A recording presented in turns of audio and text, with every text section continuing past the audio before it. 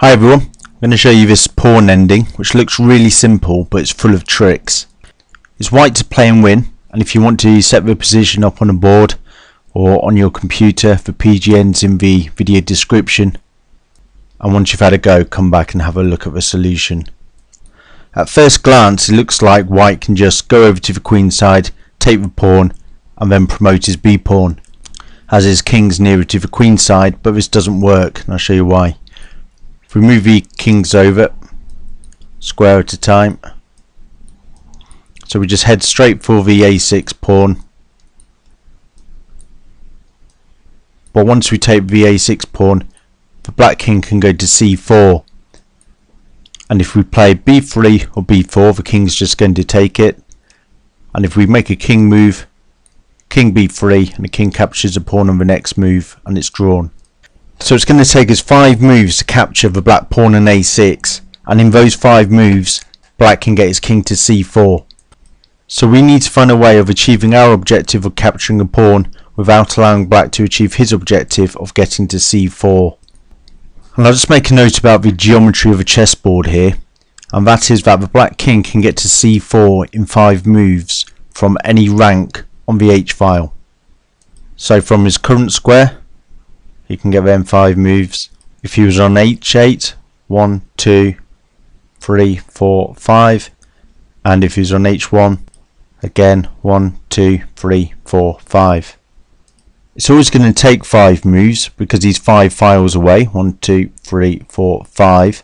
So because we're looking at the c4 square and the 4th rank, the maximum number of ranks he can be away is 4 from the 8th rank, 8 minus 4 being 4.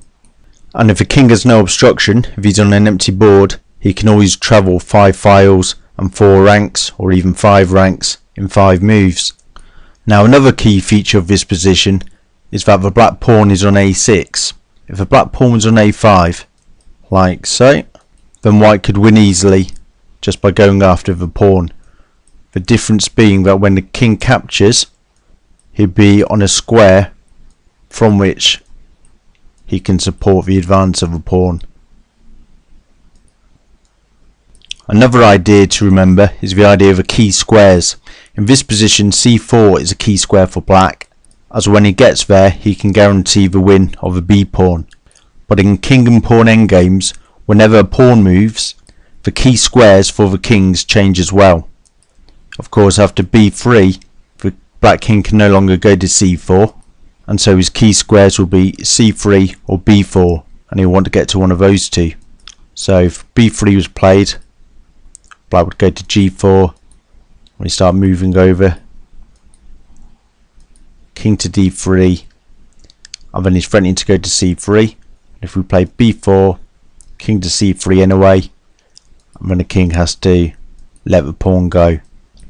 And if the pawn was to go to b4, then the king would want to go to c4, c3 or b3, attacking the pawn, as a pawn can't advance because then we just exchange and it's drawn. So we could see if b4, king g4, kings go over, king c5, d3, attacking the pawn, king comes back to defend, but then a king can just go to b3 and it's drawn.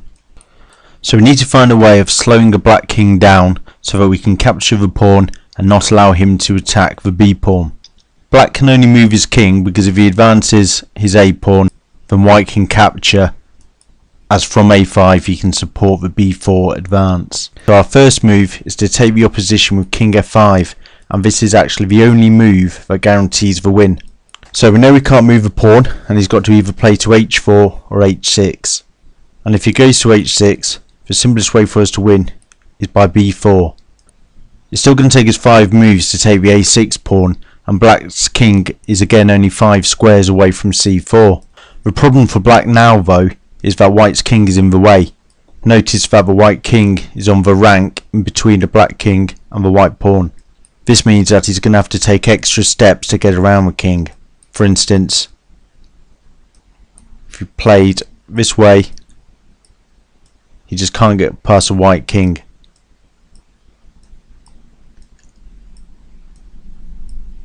And white captures a pawn, and because we're on b4, we can advance to a protected square. So after king f5, the king has to go to h4. And again, the white king can't just go for the pawn because he can't defend the b pawn. So he has to take the opposition again. And again, if black goes up a square, b4 is the quickest way for white to win. So king h3, and white has to take the opposition again. King f3, king h2, king f2.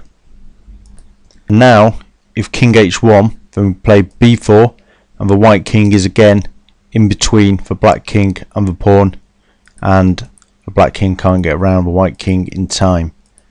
So we can just go over, take the a6 pawn and advance.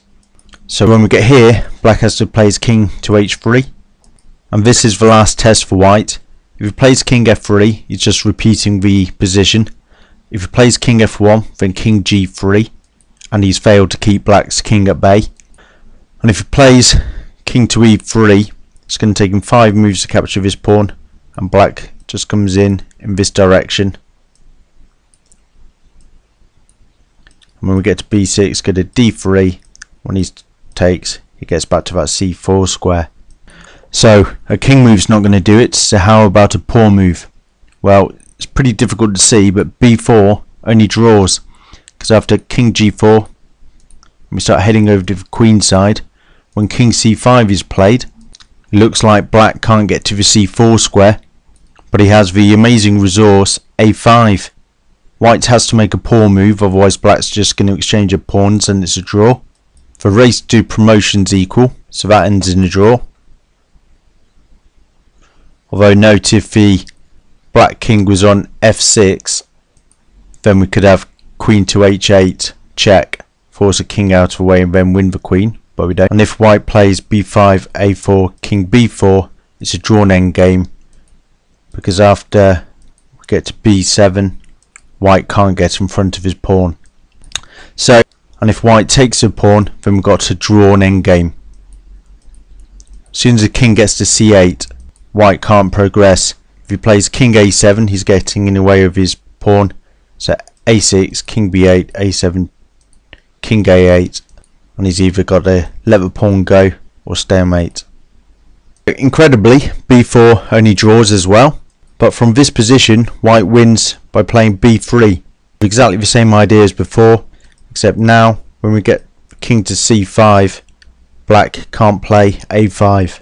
Or he can, but it's not going to give him any draws this time. It wins by taking the opposition, forcing black down the board, and then when we get to this position, playing b3, running over, winning the pawn, and then promoting the b pawn.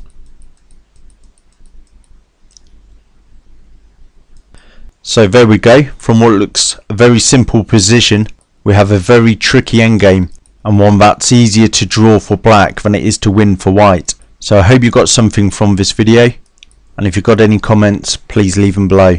Thanks for watching.